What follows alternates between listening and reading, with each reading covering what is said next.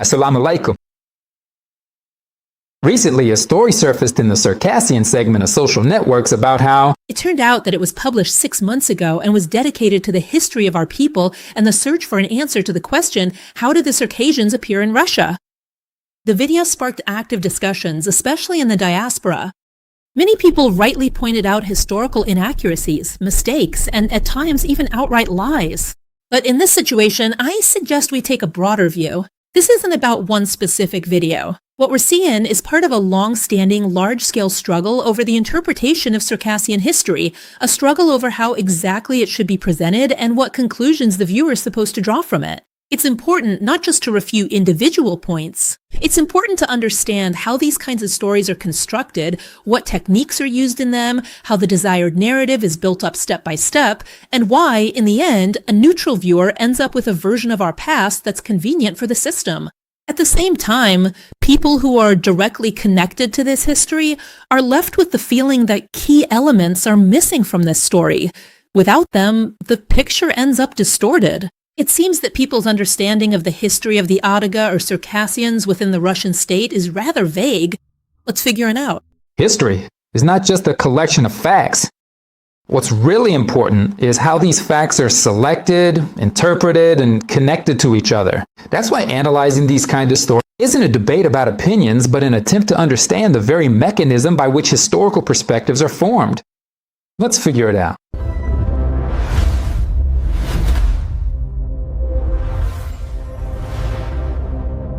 Right at the start, the audience is asked, how did the Adyghe Circassians come to be in Russia? In multi-ethnic Russia, 3 peoples call themselves by a single common name, Adyghe. We know them as Circassians. So who are the Adyghe, and how did they appear in Russia? This is exactly where the framework for the entire conversation is set. A people who formed on their historical homeland over many centuries are, it turns out, presented as something that appeared within Russia. Moreover, they're immediately described as 3 different peoples who, for some reason, continue to call themselves by the same name. At first glance, this might seem like a neutral statement in today's context. However, it's precisely these kinds of constructions that gradually shape our understanding of history. Instead of one people, the viewer is presented with 3 separate groups, the Kabardians, the Adygeans, and the Circassians. At the same time, for example, the Shapsugs, who live on the Black Sea coast, aren't mentioned at all in this scheme, even though official bodies periodically refer specifically to the issue of protecting them. You can't mistreat the Shapsugs, especially the Shapsugs. As a result, a telling picture emerges. The people are divided into parts. But even within this framework, some of its parts simply disappear from the narrative. And here the first key question arises, are we really talking about 3 different peoples, or about one people with a single self-designation, a common language, shared historical memory, and cultural tradition? A people, a significant part of whom were destroyed or driven from their land in the 19th century, while those who remained were divided by administrative borders. This question is fundamental, because the way the subject of the story is defined directly determines how its history will be presented. Administrative borders don't create new peoples. They only temporarily change the way territories are governed. The next step in the narrative is the continuation of years-long attempts to instill in the Circassians the myth of voluntary annexation. Forever with Russia monuments have been erected in almost every republic. For decades, administrative resources have been invested in this. Mass events, celebrations, and horseback journeys have been organized, with officials and public organizations involved. Significant resources have been spent on this with one goal, to make this event a key historical turning point in public consciousness. In this sense, the story itself doesn't offer anything new. The relationship between Kabarda and the Moscow Principality spans many centuries and is marked by numerous joint victories against common enemies. It all began in the 16th century. Against the backdrop of the monument to the 400th anniversary of Kabarda's joining Russia, the thesis about 3 peoples who, for some reason, call themselves Adyghe is repeated. And the impression is created that the relationship between Russia and the Circassians was originally one of alliance, almost like family. To reinforce this narrative, 2 well-known historical facts are added: the campaign against Kazan in 1552 and the marriage of the Kabardian princess Maria Temryukova to Ivan the Terrible in 1561. However, upon closer examination, these events take on a different scale. Maria Temryukovna was the daughter of the Kabardian prince Temryuk Aidarov, and her marriage to Ivan IV was part of a political alliance between the Moscow state and one of the Kabardian princes. Such alliances were common practice in the 16th century and did not mean the subjugation of peoples. An alliance between a single prince in Moscow did not mean and could not mean that the entire territory of historical Circassia became part of the Russian state. It was a situational political choice made by a specific ruler, driven by internal and external circumstances, not a decision that determined the fate of the entire people. The same logic applies to the campaign against Kazan. The participation of certain forces bound by allied relations can't be considered as the participation of an entire people as part of another state. And here, a simple logical question arises. If the relationship was truly so natural and allied, then why, 2 centuries later, did the region become embroiled in the century-long Russo-Caucasian War? This question comes up in the story for a reason. The viewers gradually led to this question, so that a ready-made explanation can then be offered. The Caucasian War happened. There are different opinions on this matter, but it's absolutely clear that there were helpers involved. On one hand, we're told that the conflict supposedly started because runaway serfs were seeking protection from Russia against their own princes. And this particular argument is put front and center. The emergence of Mazuk as a fortress, that's where the runaway serfs of our princes started fleeing to. Naturally, this caused the princes displeasure. The first clashes started because of this, and then Dagestan and Chechnya got involved, and the history of the Caucasian War is actually very broad. As an example, the year 1763 is cited, the founding of the Mozdok fortress. In the story, it's presented as an element of border defense, while Kuti Sakrakov explains its appearance with the usual rhetoric, concern for the population, and not for their own people, but for the population of the neighboring territory. We're talking about protecting runaway dependent people from local princes, with references to specific chases of them fleeing to the fortress. In other words, military expansion and the seizure of a strategic corridor are presented as social work to protect the oppressed. This is a classic mechanism of humanitarian intervention, when aggression is justified by concern for people whose freedom you yourself were taken away. However, such explanations, of course, do not match the scale of what was happening. After all, we're talking about the construction of a military facility of strategic importance on the territory of Kabarda. Moreover, during a period of formal peace, after the Treaty of Belgrade in 1939, Kabarda was considered an independent buffer zone between the Ottoman and Russian empires. And to understand the reasons for the appearance of this fortress, it's enough to look at the geography of the region. Mozdok was located on a key route to the Daryal Pass, one of the main corridors through the Caucasus Mountains. Control over this point meant control over communications between the North Caucasus and Georgia. This is no longer about protecting specific population groups, but about military logistics and strategic control over the region. A similar explanatory framework is used for events in the Western Caucasus as well. Russia is portrayed as a side forced to respond to the actions of England and France, who were seeking access to warm seas.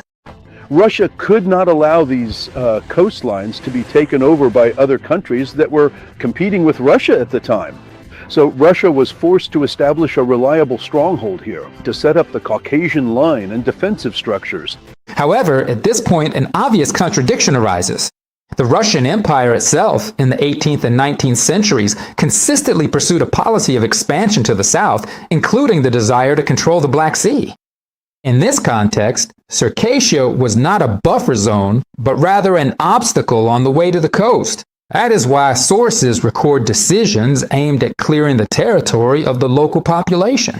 In this context, explaining the war as a forced defense loses any appearance of objectivity and amounts to a deliberate oversimplification of a complex and lengthy historical process. Next, the narrative introduces an assessment that is presented as a kind of historical verdict. Ishak Mashbash calls the Circassian leaders of the 19th century pawns in the game of the great powers. Most of his works are devoted to reflecting on the causes of the Caucasian War. He notes with sadness that it happened because of the short-sightedness of the Circassian rulers of that time, who failed to understand the context of global events and became pawns in the global game of Britain and France against Russia. It so happened that we ended up caught in these gears. If you break down this wording, it means the following. The people do not make their own decisions, and their actions are merely a result of someone else's policies. This kind of construct is convenient because it completely strips them of agency. If you convince people that they are just pawns, they stop taking responsibility for their own future. This is a simple technique for teaching learned helplessness. If everything was decided for your ancestors in London or somewhere else, then today everything will be decided for you in some office. At the same time, this kind of assessment actually devalues the choices of people who prefer death or exile to living on someone else's terms. In this sense, it's not just about interpreting history, but about replacing its meaning. Resistance is turned into a mistake, and political action into outside interference. If you accept this logic, a clear conclusion follows. There's no point in talking about your own position today, since it's supposedly determined from the outside from the very beginning. That's exactly why this kind of interpretation goes beyond just describing the past and starts shaping a model of behavior in the present. But this scheme simply doesn't hold up when compared to the facts. The war in the Caucasus lasted for more than 100 years. During this time, Circassian leaders held negotiations, sought diplomatic contacts, and used the rivalries between major powers to their own advantage. A particularly telling example is the episode of negotiations with Alexander II on the territory of Western Circassia. The very fact of such negotiations shows an attempt to influence the course of events, not just passively follow someone else's will. This is also confirmed by modern research. For example, Vitaly Stibin, the author of a book about Circassian leaders, examines in detail the actions of these leaders as a deliberate political strategy, not just a reaction to outside control. You can watch an interview about this on the channel. I just wanted to uncover the history of these people to show that they were deeply involved in international politics. They weren't just someone's pawns, as is often claimed. In other words, they tried to fight, understanding their own weakness, so to speak, and the impossibility of resisting these empires. They tried to play politics in order to get the best possible terms for Circassia. Of course, that's another matter. It didn't quite work out. So, the search for allies should be seen not as a sign of dependence, but as a tool for survival in the midst of a prolonged conflict. The pawn formula in this context does not explain historical processes. It's a simplified model that leaves out a key element from the analysis: a society's ability to make decisions and act in its own interests. Ishak Mashbash may choose the path of acceptance for himself. Any interpretation of history is a personal choice, and this choice the renowned writer made a long time ago. But that doesn't mean the people who intend to live and move forward must accept such an assessment. Ishak Mashbash is 95 years old. Everyone in the Adig world knows and respects him. After this, the story moves to the end of the war, where the host once again uses phrases that deserve special attention. We're talking about the terrible word genocide, after which it is essentially denied. According to her version, nothing of the sort happened. There were only military classes. For example, the terrible word genocide. According to the UN definition, these are very specific criminal acts aimed at destroying a people. These include mass killings, preventing births, and also the forcible removal of children from their families. Nothing even close to that happened during the Caucasian War. There were military clashes. It is then claimed that the mass expulsion was actually not an expulsion, but an opportunity that was given. When some of the defeated Circassian nobility in the war expressed their desire to move to Turkey to join their fellow believers, along with their numerous servants, subjects, and slaves, they were given that opportunity. Here, we're dealing not just with interpretation, but with a distortion of concepts. According to the international definition, we're talking about specific actions aimed at destroying or displacing a people, including mass violence, creating conditions incompatible with life, and the forced relocation of the population. Reducing these processes to mere clashes or a desire to relocate is a distortion of what actually happened. By the final stage of the war in the Caucasus, the Russian military leadership had adopted a strategy of completely clearing the Black Sea coastal area of the local population. Under these circumstances, there was no question of free choice. It was a harsh ultimatum: either submit under the imposed conditions or leave your own land. That's why the mass relocation was accompanied by deaths on the coast while waiting to be sent off, and during the transportation itself.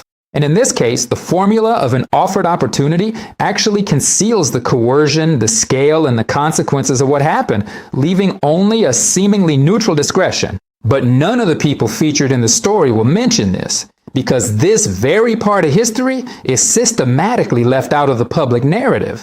At the same time, there are contradictions within the story itself. A deputy from Cherkisk, Aslanov, says that this is all in the past and that we need to move forward. But at the same time, he himself acknowledges the fact that Circassians have been resettled all over the world. This statement inevitably brings us back to the reasons that led to this situation. There was the 100 Years' War, which we can't escape from, and which is very difficult for our people to come to terms with. But today, for Circassians, who are scattered all over the world, only in Russia can we study our native language. The reality is that a people who were once numerous in their historical homeland have ended up as a minority on their own land. And this is no longer a matter of interpretation, but a direct consequence of the decisions made during that period. At this point, an emotional reaction to such wording is understandable, but for the sake of further discussion, it's important to note the mechanism itself: substitution of concepts, shifting the focus, and excluding key elements from the description. It is precisely because of this that a complex historical process is turned into a simplified and convenient version of events. We must move forward, remember our history, but live in peace and harmony, becoming even stronger and more united with all peoples so that no one can defeat us. The final technique in this narrative is a classic manipulation, a sudden shift from the topic of a people's destruction to stories about their incredible survival. As soon as the uncomfortable questions about the war and deportation are raised, in the interpretation, of course, that the authors want, the scene changes. Suddenly, we see national costumes, proud horses, and musical instruments before us. Alongside the popular national clothing of the Caucasus, worn by both the mountain peoples and Russian Cossacks, the Circassian outfit, there's also an ethnic marker that refers to Adika culture, the famous Kabardian horse breed. The idea is simple: to turn a historical conflict into an ethnographic exhibition. We're told, yes, the past was complicated, but look how beautiful everything is today. Medina Sarlap's work was also woven into this aesthetic trap. And here, I genuinely doubt that Medina fully understood the ideological construct she was made to participate in, unlike those who appeared in the first part of the video. In fact, it's an amazing phenomenon. Phenomenal, really, when 99% of young people choose to change into a national-style costume on their special day. And when the cultural circle closes, the creators move on to the main thing: the voice of the people. And on screen, we see representatives of the diaspora who have long become the go-to showcase for these kinds of reports. Here we saw that there is freedom, that every nation is valued here, and that culture, language, and traditions are preserved. There's a constitution, there are laws. A Circassian from Germany, Sawadi Voroklo, tells us something remarkable. It turns out that, in Europe, rights are actually much worse off than in Russia. He talks about his plans to start a business back in his homeland. But for some reason, after all these years, we still haven't heard about his firm intention to trade his registration in Germany for Nalchik or Makeup.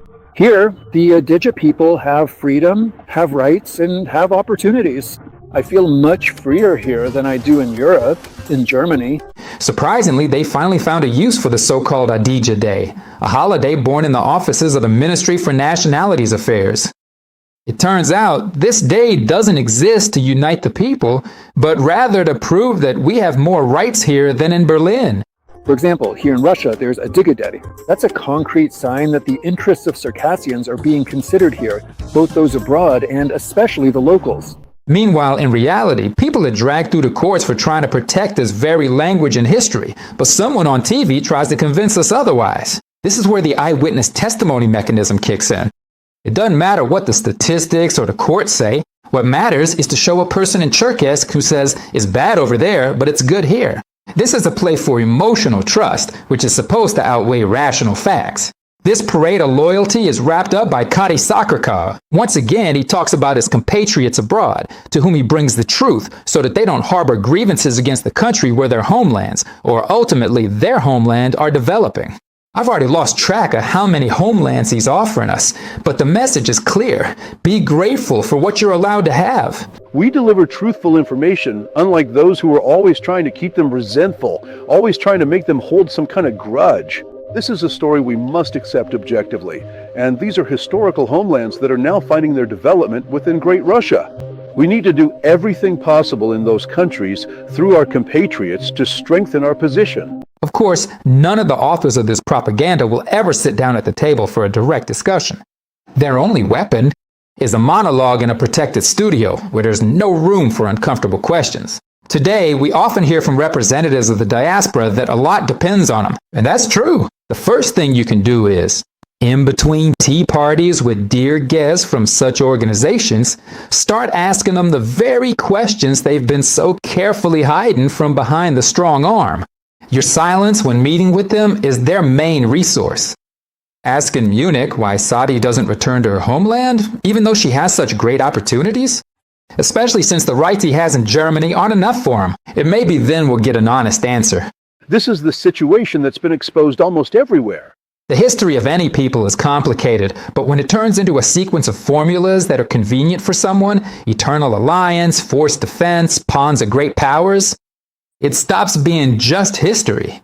It becomes a narrative that's always created for a specific purpose. In today's situation back home, there are only two options. The first is to compete over who can agree faster and more convincingly to be used to support these claims. There have always been plenty of people like that throughout history. Their names are well known, including among our own people. The second option is to stay silent, waiting for the moment when you can show your disagreement. Therefore, we will continue our work, and we are not going to remain silent, and we will speak the truth. Less than Balkan language. Assalamu alaikum. The beautiful music currently playing in the background is a traditional vocal piece being sung and performed entirely in the German language.